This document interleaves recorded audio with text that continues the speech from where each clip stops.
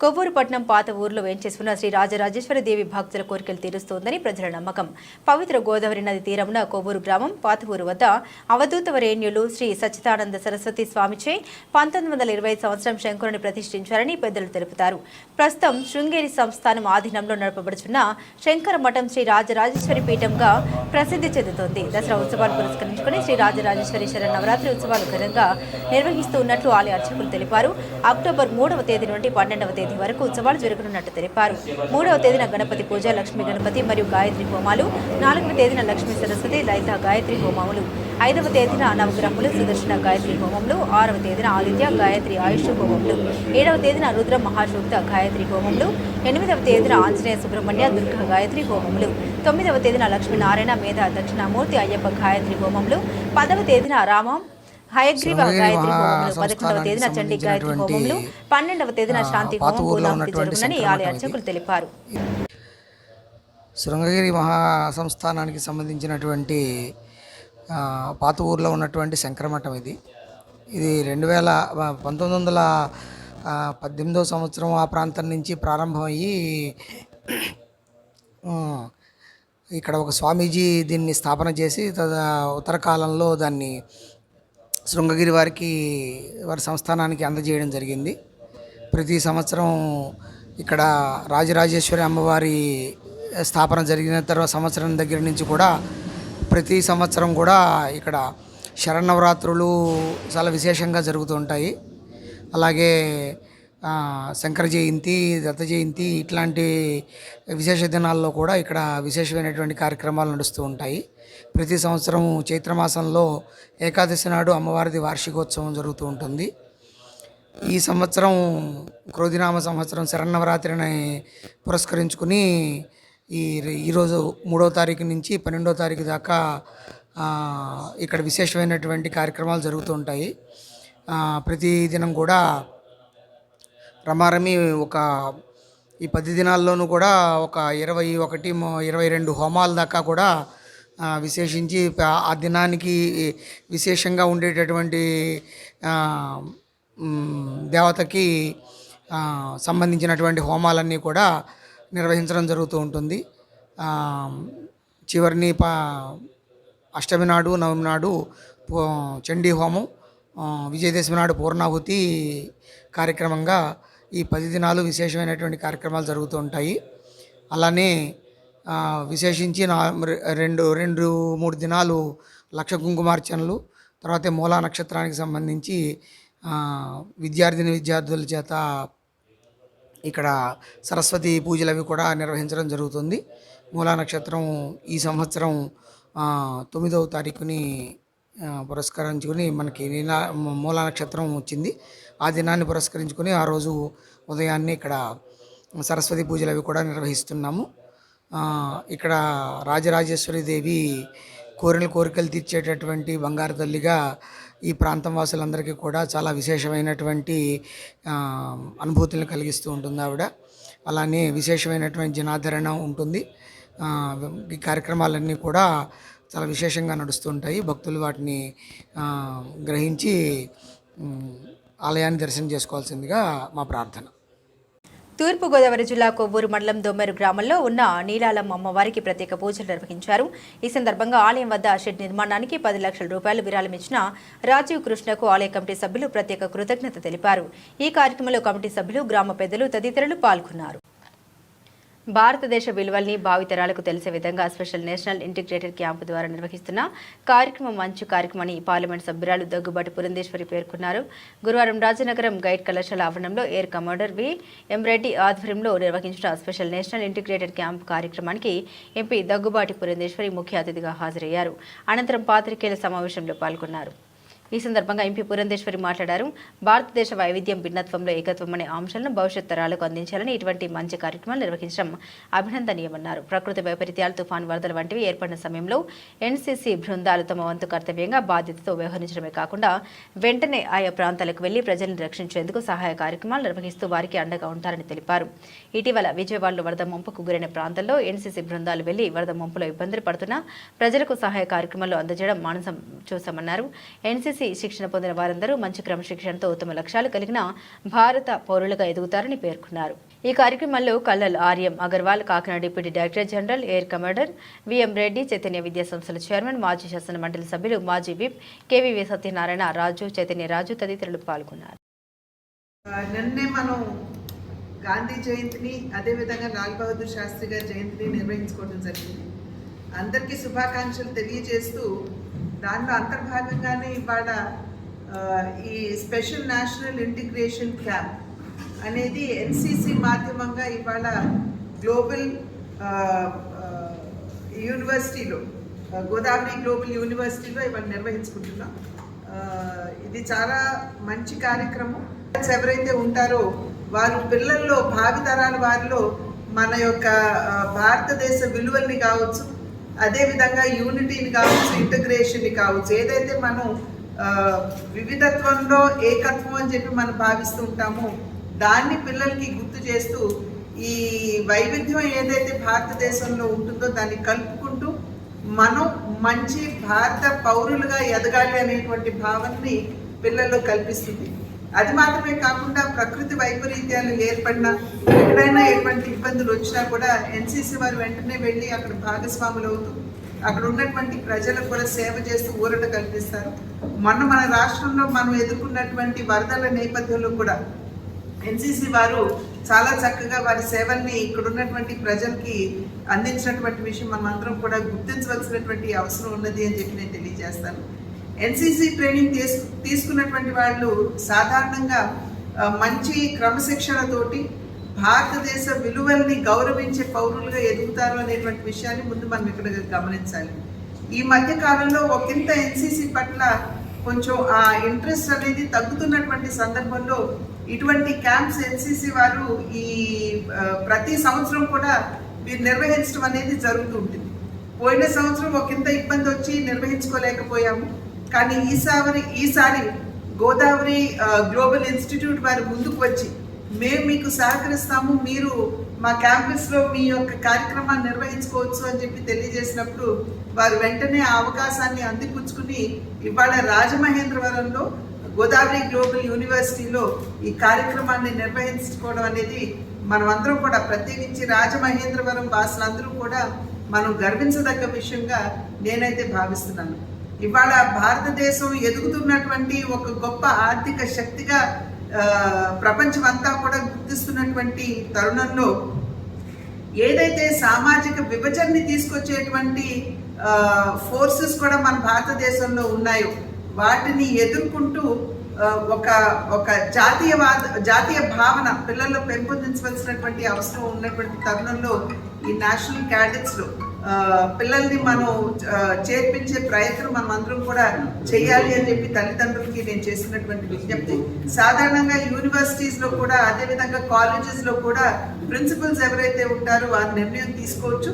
ఒకవేళ అక్కడ ప్రిన్సిపల్ కనుక అక్కడ అంత సహకరించకపోతే ఎవరైతే ఆ ఏరియాలో ఉంటారో నేషనల్ కెడెట్ కార్ప్స్ వాళ్ళు, వారిని కనుక మనం దగ్గరికి వెళ్ళినట్లయితే వారు మనకి ఏ విధంగా మనం ఈ ట్రైనింగ్ తీసుకోవచ్చు వారు తెలియజేసేటువంటి అవకాశం ఉంటుంది. కనుక ఇటువంటి మంచి భావి భారత పౌరుల్ని తీర్చిదిద్దేటువంటి అవకాశాన్ని ప్రతి కాలేజ్ కూడా అందిపుచ్చుకోవాలి, ప్రతి స్కూల్ కూడా అందిపుచ్చుకోవాలి అని చెప్పి అభ్యర్థిస్తూ సెలవు తీసుకుంటున్నాను. ఆంధ్రుల హక్కు అంటూ సంయుక్త కిసాన్ మోర్చా పిలుపు మేరకు ఏలూరులో గురువారం నిరసన దీక్ష చేపట్టారు. ఏలూరు వసంత మహల్ సెంటర్లోని పొట్టి శ్రీరాములు విగ్రహం వద్ద విశాఖ ఉక్కును ప్రైవేటీకరణ చేయవద్దంటూ రైతు, వ్యవసాయ కార్మిక, కౌలు రైతు, చేతి వృత్తిదారుల సంఘాల ఆధ్వర్యంలో ఆందోళనకారులు కదం తొక్కారు. విశాఖ ఉక్కు పరిశ్రమకు భూములు ఇచ్చిన రైతుల బిడ్డలకు ఉద్యోగాలు ఇవ్వాలంటూ నినాదాలు చేశారు. ఈ సందర్భంగా ఆంధ్రప్రదేశ్ రైతు సంఘం రాష్ట్ర సహాయక కార్యదర్శి కె శ్రీనివాస్, ఆంధ్రప్రదేశ్ రైతు సంఘం రాష్ట్ర కార్యదర్శి డేగా ప్రభాకర్, కాంగ్రెస్ కిసాన్ సెల్ జిల్లా నాయకులు రాజనల్ల రామ్మోహన్ రావు, బీకేఎంయు రాష్ట్ర ఉపాధ్యక్షులు బండి వెంకటేశ్వరరావు మాట్లాడారు. ఎన్నో త్యాగాల ఫలితంగా ఏర్పడిన విశాఖ ఉక్కు పరిశ్రమను కేంద్ర మోదీ ప్రభుత్వం కారు చౌకగా అమ్మివేసే చర్యలు చేపట్టడం దుర్మార్గమని విమర్శించారు. అందుకు రాష్ట్రంలోని కూటమి ప్రభుత్వం వత్తాసు పలకడం తగుదన్నారు. విశాఖ ఉక్కు పరిశ్రమ ఆంధ్రుల ఆత్మగౌరవానికి ప్రతీక అని తెలిపారు. అలాంటి పరిశ్రమ ప్రైవేటీకరిస్తే చూస్తూ ప్రజలు ఊరుకోరని హెచ్చరించారు. ఈ కార్యక్రమంలో ఆంధ్రప్రదేశ్ రైతు సంఘం జిల్లా అధ్యక్షులు కట్ట భాస్కర్రావు, సిఐటియు జిల్లా ఉపాధ్యక్షులు వి సోమయ్య, రైతు సంఘం నాయకులు నిమ్మగడ్డ నరసింహ, చెంగల వెంకటేశ్వరరావు, బాపుడి రాంబాబు, నక్క మహాలక్ష్ముడు, కొక్కిరిపాటి ఆనంద్, ఆటో వర్కర్స్ యూనియన్ నాయకులు గోపి, కౌలు రైతు సంఘం జిల్లా అధ్యక్షులు గన్ను వెంకట్రావు, బీకేఎంయు నాయకులు కె వసంతరావు, గొలిమెల బాలయేసు, బుగ్గల ప్రభాకర్, ఏహాన్ ఘటోత్కచుడు, కాంగ్రెస్ కిసాన్సెల్ నాయకులు కొమ్మని సాంబశివరావు, సాదే బాబు ప్రసాద్, ఎస్వి సుబ్బారావు, ఏఐటీసీ నాయకులు పూపాల కన్నబాబు, హేమశంకర్, గొర్రెల మేకల పెంపకందారుల రాష్ట్ర అధ్యక్షులు పోటేలు పెంటయ్య, చేనేత కార్మిక సంఘం రాష్ట్ర ఉపాధ్యక్షులు కడుపు కన్నయ్య, బల్ల దుర్గారావు, చేతి వృత్తిదారుల సమన్వయ కమిటీ జిల్లా కన్వీనర్ పిచ్చుక ఆదిశేషు తదితరులు పాల్గొన్నారు. పట్టా ల్యాండ్స్ లేదా డీకేటీ భూముల ల్యాండ్ హోల్డర్ల నుండి ఇసుకను డీకాస్టింగ్ చేయడానికి ప్రభుత్వం నిర్దేశించిన విధాన మార్గదర్శకాలు ఖచ్చితంగా అమలు చేయాలని, ఇసుక తవ్వకాల ధర నిర్ణయం తీసుకోవడం, ఇతర జిల్లాలో ధరల వివరాలను విశ్లేషణ చేసి నివేదిక అందజేయాలని తూర్పు గోదావరి జిల్లా కలెక్టర్ పి ప్రశాంతి ఆదేశించారు. గురువారం జిల్లా స్థాయి ఇసుక కమిటీ సమావేశం కలెక్టర్ క్యాంపు కార్యాలయంలో జాయింట్ కలెక్టర్ ఎస్ చిన్నరాముడితో కలిసి జిల్లా కలెక్టర్ అధ్యక్షతన సమావేశం నిర్వహించడం జరిగింది. ఈ సమావేశంలో కలెక్టర్ మాట్లాడారు. పట్టా భూముల నుండి ఇసుకను తీయడం, వ్యవసాయం కోసం భూమి వినియోగాన్ని కొనసాగించడానికి, పట్టా భూముల లేదా డీకేటీ నుండి ఇసుకను తొలగించడానికి వివరణాత్మక మార్గదర్శకాల్లో ప్రభుత్వం జీవోఎంఎస్ నంబర్ 59 పరిశ్రమలు మరియు వాణిజ్యం జారీ చేయబడిందన్నారు. అందుకు అనుగుణంగా అనుబంధ కార్యకలాపాలు చేపట్టాల్సి ఉంటుందని జిల్లా కమిటీ సమావేశంలో నిర్ణయం తీసుకోవడం జరిగిందన్నారు. ఈ సమావేశంలో జాయింట్ కలెక్టర్ ఎస్ చిన్నరాముడు, ఆర్డీఓలు ఆర్ కృష్ణానాయక్, రాణి సుస్మిత, జిల్లా మైన్స్ అండ్ జ్యువాలజీ అధికారి డి ఫణిభూషణ్ రెడ్డి, జిల్లా గ్రామ పంచాయతీ అధికారి బి శ్రీనివాసరావు, జిల్లా వ్యవసాయ అధికారి ఎస్ మాధవరావు, ఈఈఆర్ కాశీ విశ్వేశ్వరరావు, జిల్లా ఆర్డబ్ల్యూ ఎస్ అధికారి బివి గిరి, జిల్లా రవాణా అధికారి ఆర్ సురేష్, కొవ్వూరు డీఎస్పీ దేవకుమార్ తదితరులు పాల్గొన్నారు. ఆంధ్రుల ఆత్మగౌరవ ప్రతీక అయిన విశాఖ ఉక్కును ప్రైవేటీకరించే ప్రయత్నాల్ని ఆపకపోతే మోదీ సర్కార్ తగిన మూల్యం చెల్లించుకోవాల్సి ఉంటుందని ఏఐటీసీ జిల్లా గౌరవ అధ్యక్షులు కొనాల భీమారావు కేంద్రాన్ని హెచ్చరించారు. విశాఖ ఉక్కు పరిరక్షణ కమిటీ ఇచ్చిన రాష్ట్ర వ్యాప్త పిలుపులో భాగంగా గురువారం ప్రకాశం చౌక్ సెంటర్లో రైతు, కౌలు రైతు వ్యవసాయ కార్మిక సంఘాల ఆధ్వర్యంలో విశాఖ ఉక్కును ప్రైవేటీకరించొద్దని రిలే నిరాహార దీక్షలు నిర్వహించారు. ఈ సందర్భంగా కోడాల భీమారావు సంఘీభావం ప్రకటించి మాట్లాడారు. దేశ సంపదకు చౌకీదారుగా ఉంటారని గద్దెనెక్కిన మోదీ ప్రభుత్వ రంగ సంస్థల్ని తెగ అమ్మేయడం సహించరాదని నిప్పులు జరిగారు. ప్రజానాట్య మండలి జిల్లా కార్యదర్శి ఎం సీతారాం ప్రసాద్, ఐఎల్ఏ నాయకులు మల్లుల శ్రీనివాసరావు, ఏపీఎంఎస్ఆర్యూ రాష్ట్ర కార్యదర్శి ఎస్ శిరీష్ కుమార్ నిరాహార దీక్షలకు సంఘీభావం తెలిపారు. ఎం వైకుంఠరావు ఆధ్వర్యంలో దీక్షలో పలు ప్రజా సంఘాల నాయకులు Kauru Srinivas, D Trimurthulu, Vendra Satyanarayana, B Ramana, B Durgaprasad, B Venkateswararao, K Venkatapathi Raju, Kota Mutyalarao, Yallabandi Narayanamurthy, Taluri Ramu, Kiladi Satyanarayana తదితరులు పాల్గొన్నారు. ఒక విశాఖ ఉక్కు ఫ్యాక్టరీ, విశాఖ ఉక్కు ఆంధ్ర రాష్ట్ర ప్రజల యొక్క తలమానికంగా, ఆంధ్ర రాష్ట్ర ప్రజల యొక్క ఆత్మాభిమానానికి ప్రతీకగా ఉన్నటువంటి విశాఖ ఉక్కుని ఇవాళ తెగనమ్మి ఇవాళ కార్పొరేట్లకు అనుకూలంగా ఇది ప్రైవేటీకరించడానికి నరేంద్ర మోడీ ప్రభుత్వం పూనుకోవడం అత్యంత దురదృష్టకరం. ఇవాళ నరేంద్ర మోడీ ఇవాళ ప్రైవేటీకరణ చేస్తామని చెప్తున్నటువంటి దానికి వ్యతిరేకంగా ఈ రాష్ట్రంలో ఎన్నికల ముందు Telugu Desam party, Janasena party, BJP ఒక కూటమిగా ఈ తెలుగుదేశం పార్టీ అధికారంలోకి వస్తే ఇవాళ విశాఖ ఉక్కు ఫ్యాక్టరీని ప్రైవేటీకరించకుండా ఇవాళ కూటమి ఇవాళ విశాఖ ఉక్కును ప్రభుత్వ రంగ సంస్థలు కొనసాగించేదాని కోసం వారు ప్రయత్నం చేస్తామని చెప్పి పెద్ద ఎత్తున వాగ్దానం చేశారు. వాళ్ళ అధికారంలోకి వచ్చి 100 రోజులు పూర్తయింది. వీళ్ళ విశాఖ ఉక్కును ప్రైవేటీకరించడానికి కేంద్ర ప్రభుత్వం తీవ్రంగా పావులు కదుపుతూ ఉంటే వాళ్ళ ముఖ్యమంత్రి కానీ వాళ్ళ ఉప ముఖ్యమంత్రి కానీ ఏమాత్రం కూడా మాట్లాడకపోవడం అత్యంత దారుణం. వీళ్ళ ప్రజలను నమ్మించి మోసగించి వంచన చేయడం తప్ప మరొకటి కాదు. వీళ్ళ విశాఖ ఉక్కు ఆంధ్రుల హక్కు, విశాఖ ఉక్కు రాష్ట్ర ప్రజల యొక్క తలమానికం. దీనిని ప్రైవేటీకరించడం అంటే రాష్ట్రాన్ని వీళ్ళ విధ్వంసం చేయడం, రాష్ట్ర ప్రజల యొక్క ఆత్మాభిమానాన్ని తాకట్టు పెట్టడం తప్ప మరొకటి కాదు. ఎప్పటికైనా వీళ్ళ రాష్ట్ర ప్రభుత్వం విశాఖ ఉక్కు ప్రైవేటీకరణకు వ్యతిరేకంగా అన్ని రాజకీయ పక్షాలని ఒక తాటి మీదకి తీసుకొచ్చి అఖిలపక్ష సమావేశం జరిపి కేంద్ర ప్రభుత్వం పైన పోరాటానికి పూనుకోవాల్సినటువంటి బాధ్యత ముఖ్యమంత్రి దానికి నాయకత్వం వహించాల్సినటువంటి బాధ్యత చంద్రబాబు నాయుడు గారి పై ఉంది. వీళ్ళ రాష్ట్రానికి ఉన్నటువంటి ఏకైక పరిశ్రమని కాపాడుకోవాలి. ఇవాళ ఆంధ్ర రాష్ట్రంలో వీళ్ళ ఆంధ్ర బ్యాంక్ అనేటువంటిది భోగరాజు పట్టాభి సీతారామయ్య గారు నాయకత్వంలో ఆంధ్ర రాష్ట్ర ప్రజల యొక్క సెంటిమెంట్కి ప్రతీకగా ఉన్నటువంటి ఆంధ్ర బ్యాంకుని అన్యాయంగా వీళ్ళ లక్షల కోట్ల టర్న్ ఓవర్లో ఉన్నటువంటి బ్యాంకుని వీళ్ళ 100 కోట్ల టర్న్ ఓవర్ లేనటువంటి యూనియన్ బ్యాంకులో మెర్జ్ చేసి ఆంధ్ర బ్యాంక్ అనేటువంటి పేరు లేకుండా దాన్ని రూపుమాపినటువంటి చరిత్ర మనం చూస్తాం. ఇవాళ విశాఖ ఉక్కు ఆంధ్రుల హక్కు, వీళ్ళ ఆంధ్ర రాష్ట్ర ప్రజల యొక్క తలమానికం. దీనిని కూడా కాపాడుకోలేకపోతే వీళ్ళ రాష్ట్ర ప్రజలు అప్పచెప్పాలని చూడడం అత్యంత దారుణమైనటువంటి అవసరం. ఎప్పటికైనా జరుగుతున్నటువంటి ఉద్యమం రాష్ట్ర ప్రజలంతా ముక్తకంఠంతో నినదిస్తా ఉన్నారు. విశాఖ ఉక్కు ఆంధ్రుల హక్కు, విశాఖ ఉక్కుని ప్రభుత్వ రంగ సంస్థగా కొనసాగించాలని. ఇవాళ ప్రభుత్వ రంగ సంస్థగా కొనసాగించే దానికోసం కేంద్ర ప్రభుత్వం దిగి రావాలి. లేకపోతే రానున్న కాలంలో మరిన్ని పోరాటాలకి సమాయత్తమవుతాం. తదనంతర పరిణామాలకి కేంద్ర రాష్ట్ర ప్రభుత్వాలు బాధ్యత వహించాల్సి ఉంటుందని చెప్పి ఈ ప్రభుత్వాలు హెచ్చరిస్తూ ఉన్నాం.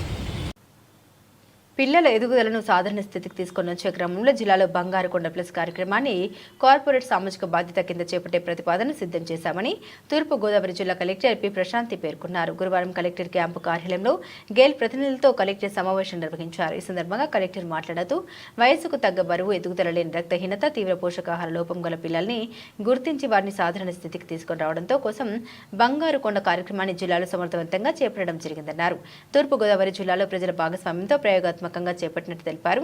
ఈ కార్యక్రమాన్ని మరింత సమర్థవంతంగా అమలు చేసే విధానంలో పోషకాహార లోపం లేకుండా చూడడంతో అంగన్వాడీ కేంద్రంలో బోధన సంబంధ అంశాలను జోడించి బంగారు కొండ ప్లస్ కార్యక్రమాన్ని ఈ ఏడాది చేపట్టనున్నట్లు కలెక్టర్ ప్రశాంతి తెలిపారు. ఈ కార్యక్రమంలో GAIL chief general manager KVS Rao, manager Prabhakar, ICDS జిల్లా శ్రీ శిశు సంక్షేమ అధికారి కె విజయకుమారి, ఇండస్ట్రీస్ అధికారి ప్రదీప్ కుమార్లు పాల్గొన్నారు.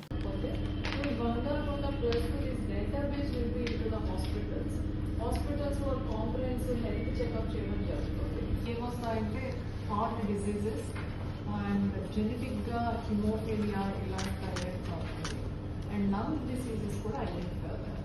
ఇది కాకుండా కొందరికి మెటబాలిజం చాలా హై ఉండి buildup providing nutrition, evaluation and medical support and making them normal. So దీనికి మీ సపోర్ట్ ఉంటే లైక్ ఓఎన్జీసీ అనేది మాకు ఐరన్ ప్లస్ దానికి సపోర్ట్ ఇస్తున్నారు. అది హాస్టల్స్లో మునగాకు పౌడర్ని సప్లై చేస్తున్నారు, మొరింగా పౌడర్, అది రిజల్ట్స్ ఇస్తుంది.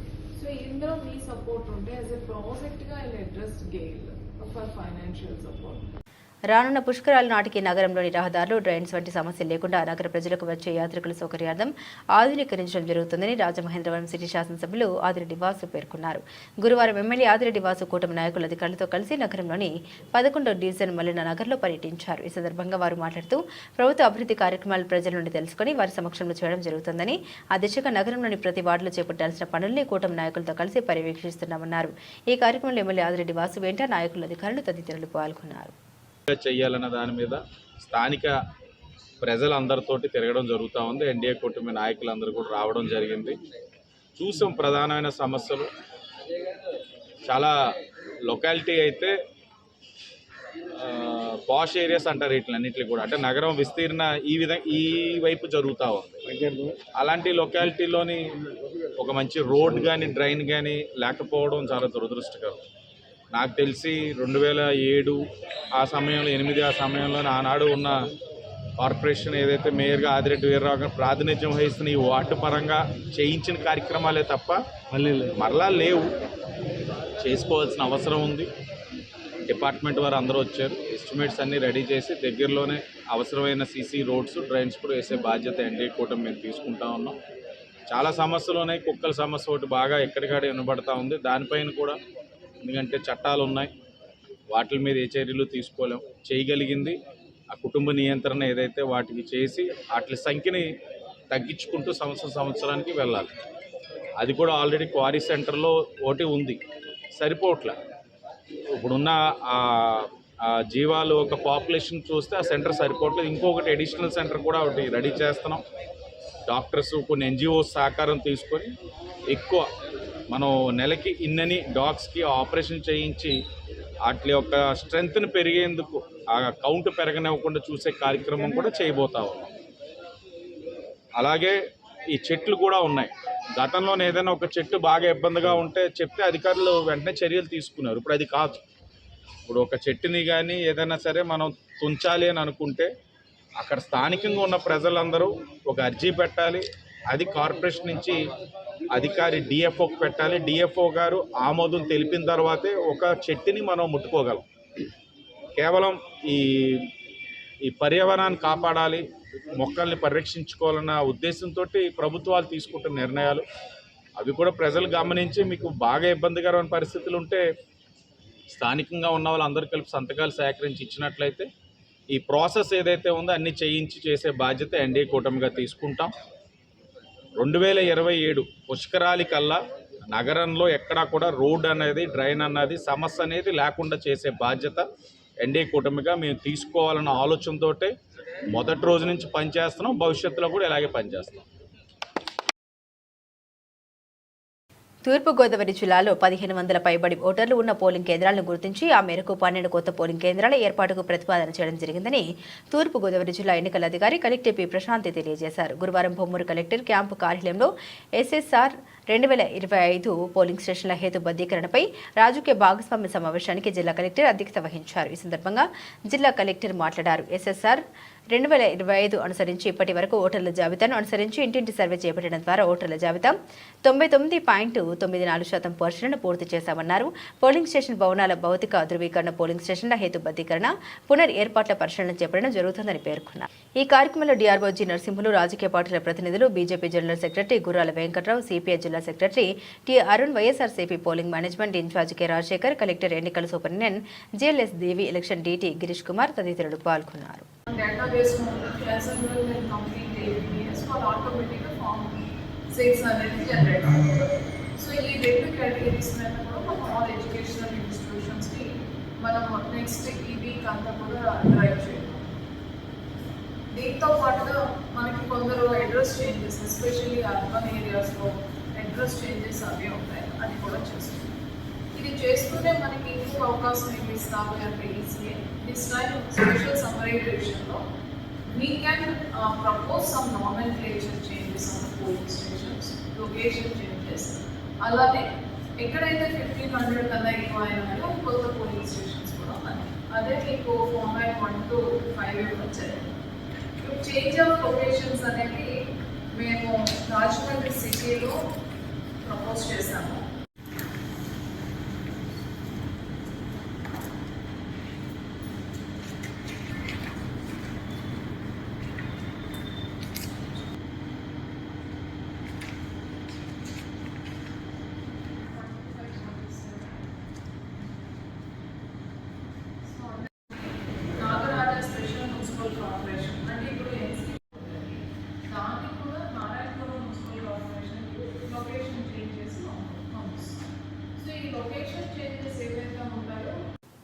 జంగారెడ్డిగూడెం గ్రామదేవత గంగన్నమ్మ అమ్మవారి ఆలయంలో దసరా నవరాత్రి మహోత్సవాలు గురువారం ఘనంగా ప్రారంభమయ్యాయి.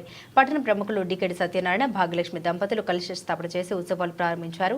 మొదటి రోజు అమ్మవారు శ్రీ బాలత్రిపుర సుందరిదేవి అమ్మవారి అలంకరణలో భక్తులకు దర్శనమిచ్చారు. ఉదయం అమ్మవారిని పట్టణ పురవీధుల్లో ఊరేగించారు. ఈ శోభయాత్రలో వందలాది మంది మహిళలు కలశాలతో పాల్గొన్నారు. అదేవిధంగా ఆలయంలో విశేష కుంకుమార్చనతో పాటుగా పలు ప్రత్యేక పూజలు నిర్వహించారు. పట్టణ ప్రముఖులు కేశనపల్లి రంగారావు, రత్నకుమారి దంపతులు, శ్రీ వెంకట సాయి రెడీమేడ్స్ నిర్వాహకులు ప్రసాదదాతలుగా వ్యవహరించారు. అదేవిధంగా రవి సీడ్స్ అధినేత అప్పారావు అమ్మవారికి వెండి ముఖ ప్రతిమను బహుకరించారు. ఈ ఉత్సవాలు ప్రారంభోత్సవ సందర్భంగా జరిపిన పూజల్లో భక్తులు పెద్ద సంఖ్యలో పాల్గొని మొక్కుబడులు చెల్లించుకుని అమ్మవారిని దర్శించుకుని తీర్థ ప్రసాదాలు స్వీకరించారు. భక్తులకు ఎటువంటి ఇబ్బంది తలెత్తకుండా ఆలయ కమిటీ సభ్యులు ఏర్పాట్లను పర్యవేక్షించారు. ఈ సందర్భంగా ఆలయ అర్చకులు మాట్లాడుతూ గంగన్నమ్మ అమ్మవారి ఆలయంలో జరిగే దసరా ఉత్సవాల్లో భక్తులు పాల్గొని అమ్మవారిని దర్శించుకుని తీర్థ ప్రసాదాలు స్వీకరించాలని కోరారు. ఈ కార్యక్రమంలో ఆలయ కమిటీ చైర్మన్ కలగర వీరాజుతో పాటుగా సభ్యులు భక్తులు పాల్గొన్నారు.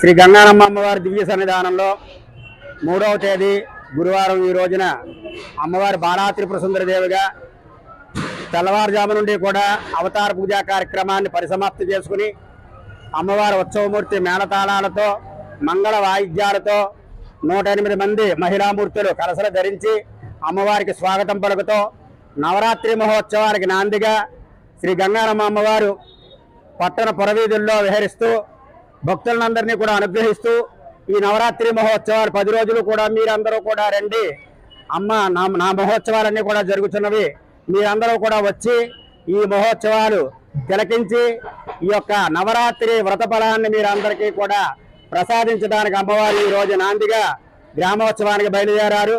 మరి వేలాది మంది కూడా ఈ గ్రామోత్సవంలో పాల్గొన్నారు. ఈ నవరాత్రి మహోత్సవాలు 9 రోజులు కూడా అంగరంగ వైభవపేతంగా కమిటీ వారి ఆధ్వర్యంలో జరుగుతున్నవి. కావున భక్తులందరూ కూడా శ్రీ గంగారమ్మ అమ్మవారి దసరా మహోత్సవాలలో పాల్గొని అమ్మవారికి జరిగేటువంటి కుంకుమ పూజ కార్యక్రమంలో పాల్గొని మీరు ఎవరైనా పూజలు చేయించుకోదలిచిన వారు మీ గోత్రనామాలతో అర్చన కొరకు ఆలయం వద్ద కమిటీ వారిని సంప్రదించి మీ గోత్రనామాలతోటి అమ్మవారిని అర్చించుకుని అమ్మ యొక్క పరిపూర్ణమైనటువంటి అనుగ్రహాన్ని పొందవలసిందిగా తెలియజేస్తున్నాము. ఈ రోజు అమ్మవారు బాలా త్రిపుర సుందరదేవిగా భక్తులందరికీ కూడా దర్శనమిస్తున్నారు. అలాగే రేపు శ్రీ గంగారమ్మ అమ్మవారు వేదమాత గాయత్రీదేవిగా పూజలు అందుకోబోతున్నారు కనుక భక్తులందరూ కూడా నవరాత్రి మహోత్సవాల్లో అందరూ కూడా పాల్గొని అమ్మ కృపకు పాత్రలు కావాల్సిందిగా తెలియజేస్తున్నాము. ఆశా వర్కర్లపై అధికారుల వేధింపులను ఆపాలని, అదేవిధంగా పని భారం తగ్గించాలని ఆశా వర్కర్ అరుణ డిమాండ్ చేశారు. జంగారెడ్డిగూడెం పట్టణంలోని ఎంపీడీఓ కార్యాలయం సమీపంలో ఉన్న అర్బన్ హెల్త్ సెంటర్ వద్ద ఆశా వర్కర్లు ధర్నా నిర్వహించారు. ఈ సందర్భంగా అరుణ మాట్లాడారు. టి నర్సాపురం మండలం గండిగూడెం గ్రామానికి చెందిన కె లక్ష్మీ మంగ అనే ఆశా వర్కర్ను అకారణంగా విధుల నుంచి తొలగించారన్నారు. ముందస్తు సమాచారం లేకుండా, ఎటువంటి కారణం లేకుండా లక్ష్మీ మంగాను విధుల నుండి తొలగించడం సరికాదన్నారు. తక్షణమే ఆమెను విధుల్లోకి తీసుకోవాలని డిమాండ్ చేశారు. లేని పక్షంలో జిల్లా వ్యాప్తంగా ఆశా వర్కర్లు విధులు బహిష్కరించి నిరసన బాట పడతామని హెచ్చరించారు. ఈ కార్యక్రమంలో S Mallika, T Satyavathi, SK Shubhanabe, D Madhavi, B Padma తదితరులు పాల్గొన్నారు. ఏసీల వర్కర్లు ఉన్నారు. మేము చేస్తున్న ధర్నాకి కారణం ఏంటంటే టీ నరసాపురం మండలం గండిగూడెం గ్రామంలో ఉన్న కె లక్ష్మీ మంగ అనే ఆశా వర్కర్ని అన్యాయంగా తొలగించారనే భావంతోనే మేము ఇక్కడ చేస్తున్నాము ధర్నా. ఏమిటంటే అక్కడ రాజకీయ వేధింపులతో ఏ విషయం చెప్పకుండా, తనకి ఇన్ఫార్మ్ చేయకుండా వైట్ పేపర్ మీద సంతకం పెట్టించుకుని మిమ్మల్ని తీసేస్తున్నాం అన్న దాంతో తనని విధుల్లోకి రావద్దని చెప్పారు. అసలు విషయం ఏంటన్నది పోనీ రీవెరిఫికేషన్ కానీ లేకపోతే షోకాస్ నోటీస్ కానీ ముందు తనని తొలగించారని ఇంటిమేషన్ కూడా తనకి ఇవ్వలేదు. పైన అధికారులతో ఫోన్లు చేసి ఇంకా రావక్కర్లేదన్న విషయం చెప్పారు. తనకి అన్యాయంగా తొలగించారన్న విధంతోనే మేము ఇక్కడ ధర్నా చేస్తున్నాము. తనని మళ్ళీ విధుల్లోకి తీసుకునేంత వరకు ఈ ధర్నా కొనసాగుతూనే ఉంటుంది. ఈ రోజు ఇక్కడ చేస్తాము, రేపొద్దున ఎంఆర్ఓ ఆఫీస్ దగ్గర చేస్తాము. రేపు కూడా రెస్పాండ్ అవ్వకపోతే కనుక మేము మొత్తం జిల్లా మొత్తం డిఎంహెచ్ఓ ఆఫీస్ కానీ కలెక్టర్ ఆఫీస్ దగ్గర కానీ మేము ధర్నా చేయాలనుకుంటున్నాము. అన్యాయంగా చేసేదానికన్నా చాలామంది ఆశా వర్కర్లు వాళ్ళ హెల్త్ ప్రాబ్లమ్స్ లేకపోతే వివిధ రకాల ప్రాబ్లమ్స్తో మానేశారు. ఆశా వర్కర్ల ప్లేస్లో రీప్లేస్మెంట్ చేయకుండా వాళ్ళనే అర్బన్లో 2500, రూరల్లో 1000 పాపులేషన్ అని చెప్పేసి పక్కన ఆశాలకి వర్కప్ చెప్తున్నారు తప్ప అక్కడ ఆశా వర్కర్లు తీసుకోవట్లేదు. ఈ అమ్మాయిని తీసి కనీసం 4 రోజులు 20 రోజులు కూడా అవ్వలేదు, అప్పుడే ఈ ఆశా వర్కర్ ప్లేస్లో వేరే ఆశా వర్కర్ని పెట్టారు. మరి ఇది ఎంతవరకు న్యాయం అని మేము అడుగుతున్నాము. ఇది ఇలాగే కొనసాగితే మాత్రం మొత్తం జిల్లా అంతా మేము ఆశా వర్కర్లు అందరం ధర్నా చేస్తామని చెప్తున్నాం. ఇవి బులెటిన్ అప్డేట్స్. మరిన్ని అప్డేట్స్ కోసం చూస్తూనే ఉండండి.